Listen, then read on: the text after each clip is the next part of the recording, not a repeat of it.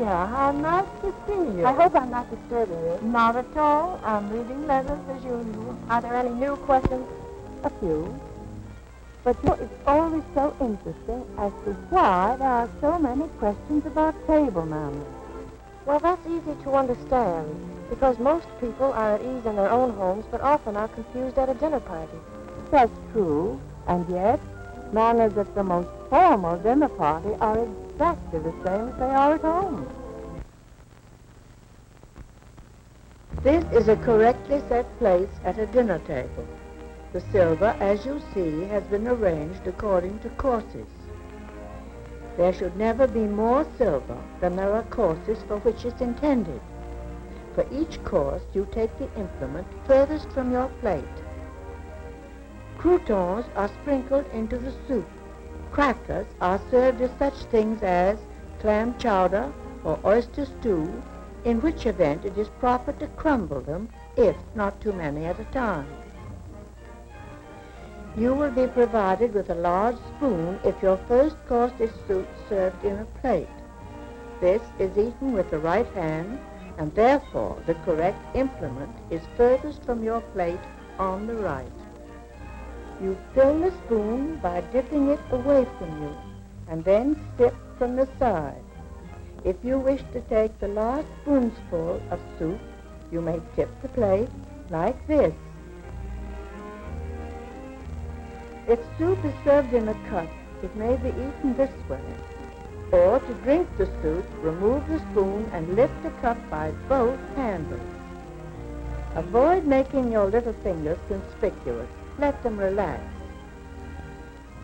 Unlike the large spoon, which is to be left in the plate when you're finished, leave the small spoon in the saucer of the cup. In a house without a maid, the meat is served by the host and passed round the table. Do not begin eating until your food for that course is on your plate.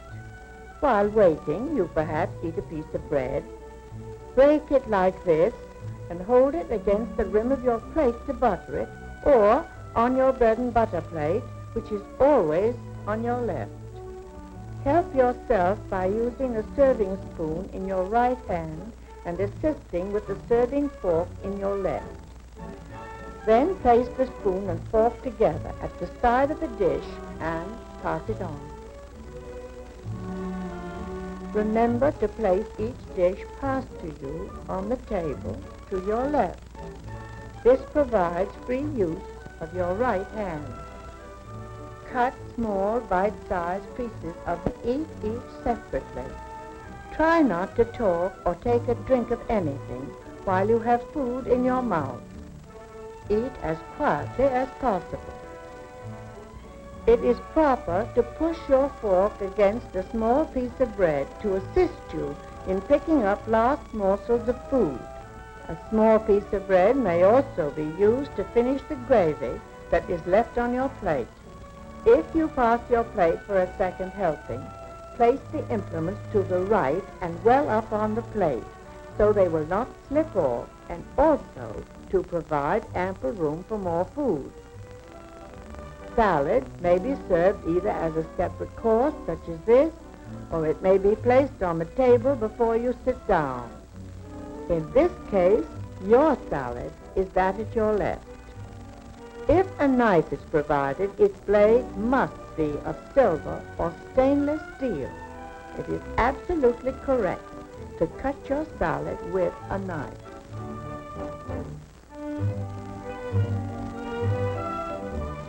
Properly, every dessert may be eaten with both fork and spoon.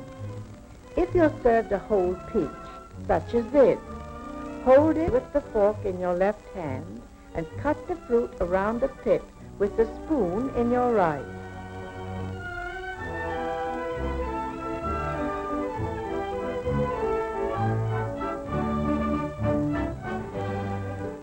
Dip the tips of your fingers into the finger bowl.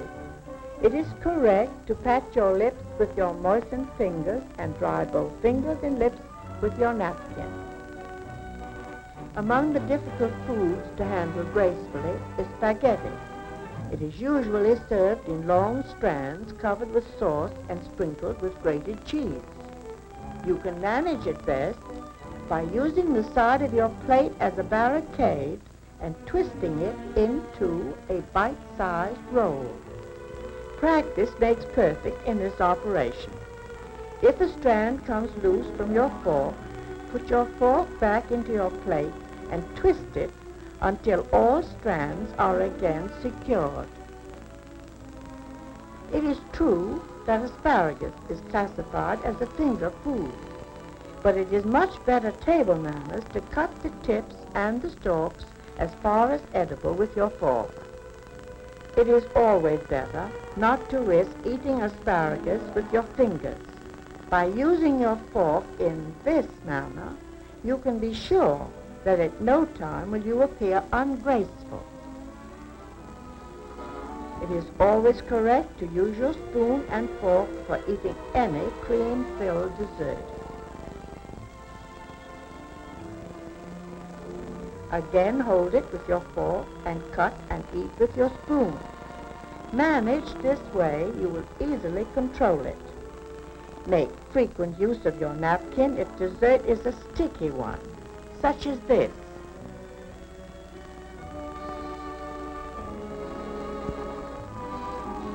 Fruits, such as stewed cherries, which you put into your mouth, pits and all, may be eaten with a spoon alone. It is correct, however, to use your fork as well. You drop the pits into your spoon and place them on your plate. However, things as small bones, chicken skins, or any unwanted morsel are properly removed from your mouth with your fingers. It's bad manners to light your own cigarette when none are provided at table. To blow smoke in your neighbor's face is inexcusable, and never do this. Imagine the chagrin of a hostess who prides herself on the brilliance of her silver when her guest does this.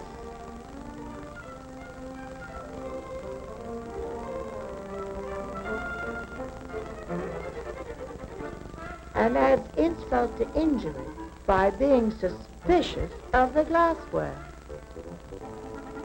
Blow your nose if you must, but do it inconspicuously and be sure your handkerchief is fresh.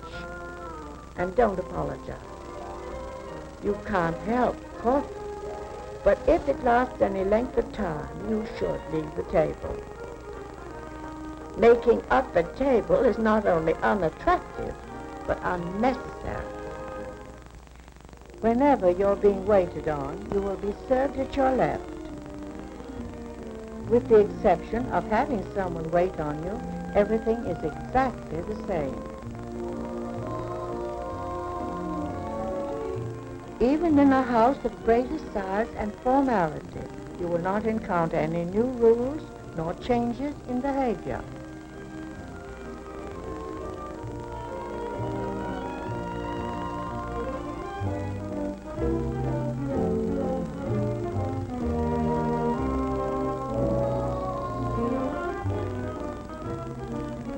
The beverage which you accept will be poured for you in its correct glass.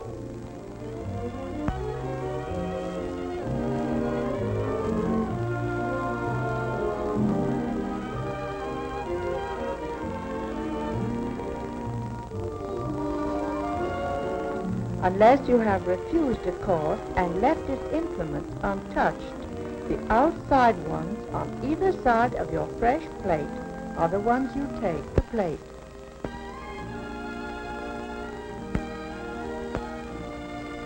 As you see, all table manners follow a set pattern. Once learned, you can never be